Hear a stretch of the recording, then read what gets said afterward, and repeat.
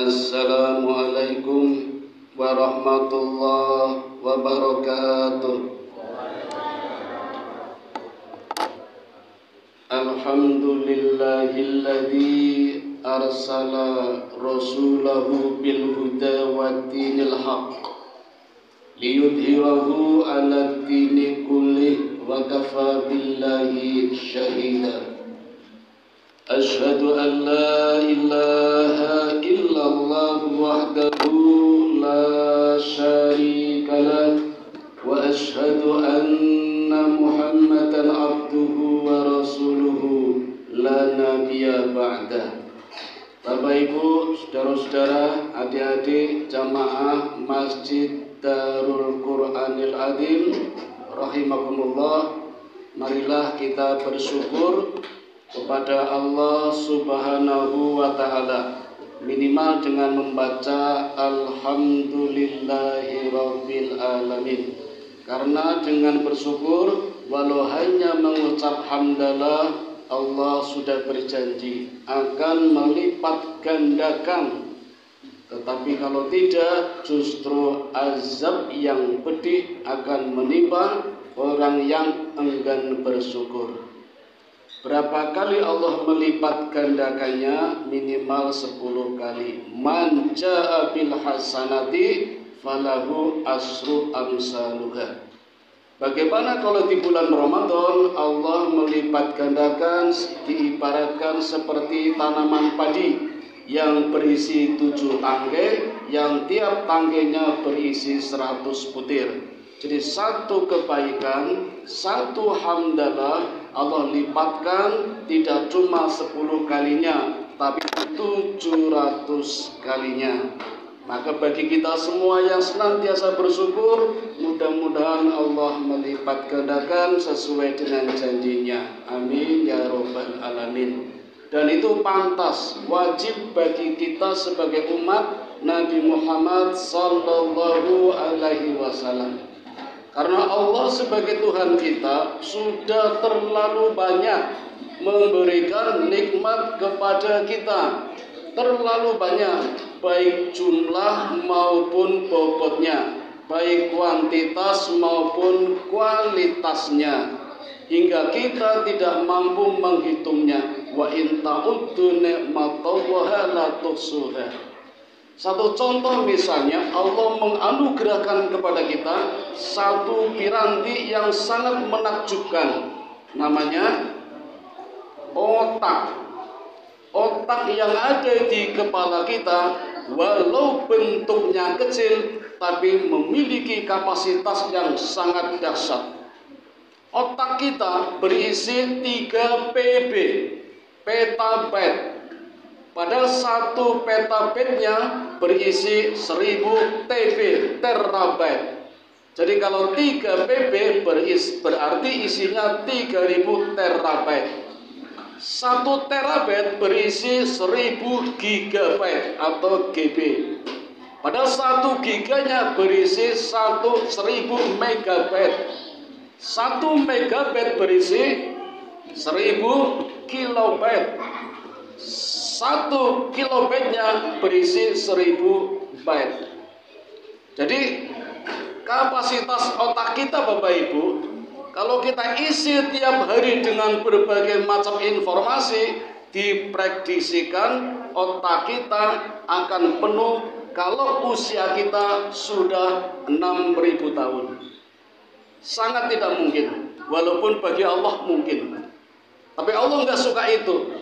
Karena manusia paling lama usianya hanya Nabi Nuh, 1400 tahun. Kita nggak akan sampai. Umat-umatnya Nabi Muhammad diperkirakan usianya 60 sampai 70 tahun. Ibu-ibu wonten sing 80 tahun, berarti bonus 10 tahun. Sing 59 wonten, siap-siap mawon tahun ngajeng ora ketemu Ramadan.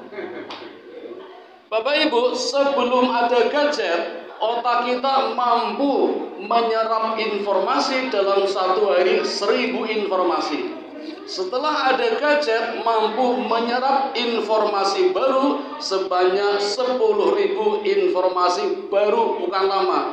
Kalau lama kan mengulang, ini yang baru. Jadi kalau diisi tiap hari berbagai informasi, otak kita nggak bakalan penuh. Akan penuh kalau sudah berusia 6.000 tahun, padahal kita nggak nyampe ke sana. Katakan orang yang paling jenius, Albert Einstein misalnya, penemu rumus teori relativitas, itu ternyata baru menggunakan otaknya 8%. Baru 8%, belum 100. Guru-guru, yang guru ngacung, dosen-dosen itu baru 4%. Nah, kalau guru saja, dosen saja baru 4%, jangan-jangan yang masih sekolah, yang SD, yang TK, kita semua, apa ada 1%? Artinya apa? Allah memberikan kapasitas otak yang sangat menakjubkan. Mestinya harus kita syukuri. Bagaimana cara mensyukurinya? Pandai-pandailah berpikir. Paling tidak belajar. Contohnya harus banyak-banyak membaca buku. Benar-benar buku ya. Memang di Google ada, tapi tidak ada jaminan kebenaran. Karena ada orang yang upload di Google itu hanya karena komersial, jual konten, ingin laku, belum tentu benar.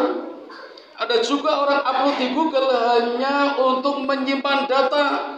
Karena kalau bentuknya video, bentuknya naskah, mungkin nggak muat komputernya, cepat penuh. Jadi masukkan dalam Google, belum teruji kebenarannya.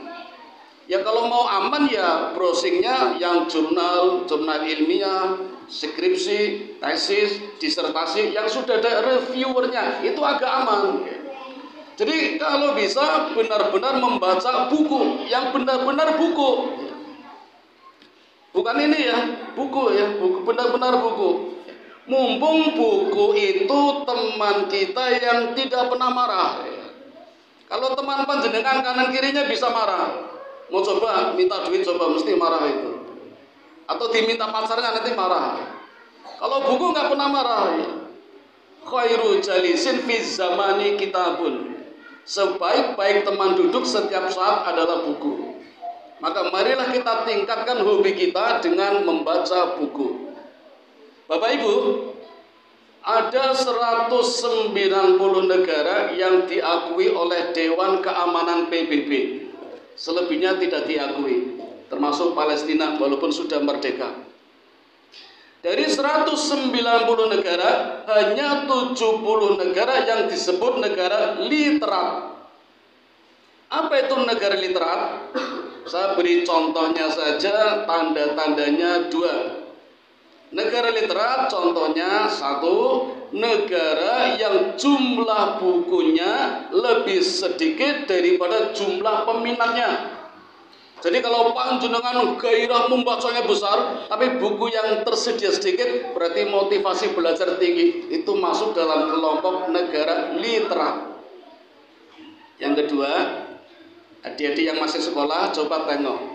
Pengunjung perpustakaan lebih banyak daripada pengunjung kantin. Banyakan mana yang berkunjung ke perpus sama kantin? Saya jamin kantin lebih penuh daripada perpus. Kapan sempat ke perpus kalau pas istirahat? Kadang dikalahkan sama ke kantin, angelih kok urung mangan, urung sarapan. Ya jujur saja, memang begitu ya. Tapi kita beruntung masuk sebagai negara literat walaupun urutan yang ke-8 dari bawah. Jadi kalau 70 negara kita urutan ke berapa, Pak? 62. Sangat ironis. Bahkan lebih ironis Bapak Ibu, ternyata negara kita di dunia viral dengan 2 predikat. 1, negara konsumtif, bahasa di tempat saya negara badogan, yang pulau ini. Yang kedua, ternyata negara kita negara yang paling cerewet di dunia. Jadi kayaknya nggak ada hubungan ini antara hobi membaca dengan cerewet. Di medsos kita itu paling cerewet itu. Ya, jujur aja, mesti panjenengan semuanya punya WA atau Facebook, grup apa saja punya. Mendadak bikin grup, dulu nggak ada, sekarang ada grup TK, grup alumni SD. Wah itu paling cerewet, banyak wek. Jadi hubungannya berbanding terbalik ya. Padahal anjurannya sebaliknya, cerewetnya dikurangi, membacanya ditambah. Nah Bapak Ibu, lewat mimbar khutbah tarawih yang singkat ini, mari kita bersama-sama tingkatkan kualitas membaca kita, hobi berpikir kita sebagai tanda rasa syukur kita kepada Allah, syukur pikiran. Karena ayatnya ada, surat Al-Imran, surat yang ketiga, ayat 190. Inna fi khalqis samawati wal ard wa ikhtilafil laili wan nahari la ayatil liulil albab. Sesungguhnya di dalam penciptaan langit dan bumi terdapat tanda-tanda kebesaran Allah bagi ulil albab. Siapa ulil albab? Alladzina, ayat yang berikutnya, alladzina alladzi yadhkuruna Allaha qiyaman wa qu'udan wa 'ala junubihim wa yatafakkaruna fi khalqis samawati wal ard, dan seterusnya. Satu generasi yang selalu berpikir ketika berdiri, ketika duduk, ketika berbaring. Berdiri berpikir, duduk berpikir, berbaring berpikir. Gak ada kesempatan buat melamun. Nggak ada, santai-santai nggak ada, semuanya berpikir, tidur saja berpikir ya. Kita itu punya agama, punya kitab, tapi kadang serasa tidak punya. Orang barat tidak punya, serasa punya. Ada satu teori, namanya teori Clones. Pernah dengar? Pernah, baru aja tadi, baru dengar. Disebut Clones karena penemunya namanya Clones ya. Teori belajar sebelum tidur, setelah tidur, ketika tidur. Kita kan punya ayatnya sebenarnya, tapi kita nggak pernah mempraktekkan mungkin. Kalau belajar sebelum tidur udah biasa, belajar setelah tidur udah biasa, tahajud dulu. Nah ini yang sulit, belajar ketika tidur. Di Amerika sudah dicoba, anak-anak kecil usia 12 tahun dimasukkan dalam satu ruangan, 10 anak gak banyak. Ketika tidur, pamongnya, gurunya ceramah, membaca buku, membaca pelajaran, sedang tidur semua ini. Dalam waktu 10 tahun, berarti 12 tambah 10 berapa? 22. Menjadi generasi yang cerdas, jenius, setingkat profesor. Sayangnya teori ini dihentikan karena tidak seimbang dengan emosional quotient. IQ tinggi, EQ-nya rendah. Orangnya gampang emosi, suka marah. Dikhawatirkan di hadapan nuklir nanti main-main tombol, cetat-cetat, perang dunia nanti hancur semua. Maka teori ini dihentikan.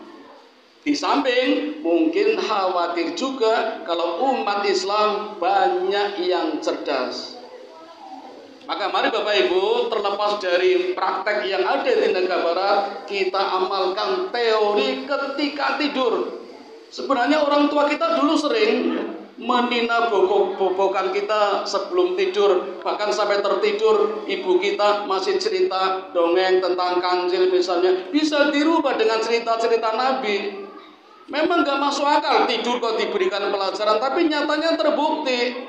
Itu ada teori namanya low thinking. Jadi berpikir jangka panjang, direkam dulu, disimpan dulu. Itulah dahsyatnya otak yang Allah berikan kepada kita. Maka pantas harus kita syukuri dengan cara banyak belajar, membaca, dan seterusnya agar menjadi generasi ulil albab.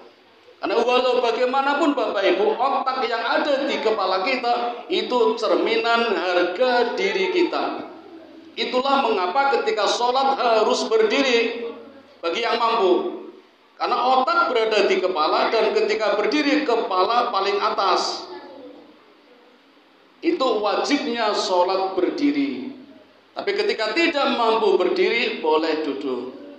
Selanjutnya ada saat-saat tertentu di mana otak harus sejajar dengan hati. Hati letaknya di mana adik-adik? Di dada. Dada di mana? Di sini. Dada sama kepala sama otak tinggi mana? Otak ketika berdiri. Tapi ada saatnya harus sama sejajar. Kapan? Ketika ruku. Nah pas ruku otak sejajar dengan hati. Kalau tidak sejajar berarti rukunya salah. Ruku kan harus lurus. Kalau di atas ditaruh gelas berisi air harus tidak jatuh. Kalau jatuh berarti rukunya salah. Nanti bisa dicoba sholatnya betul apa tidak ketika ruku. Harus sejajar. Artinya apa? Otaknya diredam, didinginkan oleh hati. Bahkan ada saat tertentu otaknya lebih rendah daripada hati. Kapan? Ketika sujud. Sujud kepala kan di bawah itu, paling bawah itu. Kalah dengan hati, bahkan dengan bokong pun kalah. Kan ngaten tadi. Tinggi bokongnya itu ada saat tertentu. Itulah indahnya beribadah, terutama sholat yang di dalamnya mengandung akal pikiran cerdas yang Allah anugerahkan kepada manusia. Tapi jangan lupa hati juga tetap diisi, karena hati adalah tempatnya sabar. Sabar bahasa Arabnya sodrun, dada sodrun. Maka ada tradisi sebelum bulan Ramadan namanya sodrun, dibaca sadran, orang bilang nyadran. Itu artinya melatih kesabaran sebelum datangnya bulan Ramadan. Saya tidak melihat praktek tradisinya, tapi hakikat dari nyadran adalah sadran. Dari kata sodrun artinya dada. Di dalam dada ada hati untuk latihan bersabar. Itulah kenapa surat yang mewajibkan kita berpuasa ayat 183 surat Al-Baqarah turunnya bukan di bulan Ramadan tapi di bulan Sya'ban. Artinya agar kita siap-siap sabar mengarungi bulan Ramadan, tidak mendadak. Bahkan 2 bulan sebelum Ramadan Nabi sudah mulai berdoa. Di dalam hadis yang diriwayatkan oleh Imam Tabrani, Nabi berdoa, "Ya Allah, berkatilah kami di bulan Rajab dan Sya'ban dan sampaikanlah kami di bulan Ramadan." Alhamdulillah sekarang sudah bulan Ramadan dan kita sampai. Mudah-mudahan kita tetap sabar sampai Ramadan tuntas. Amin ya rabbal alamin. Demikian Bapak Ibu, tugas pertama saya.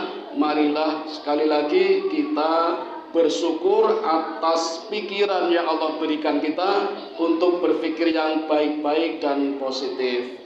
Mari kita tutup khutbah singkat tarawih malam ini dengan membaca doa kifaratul majlis.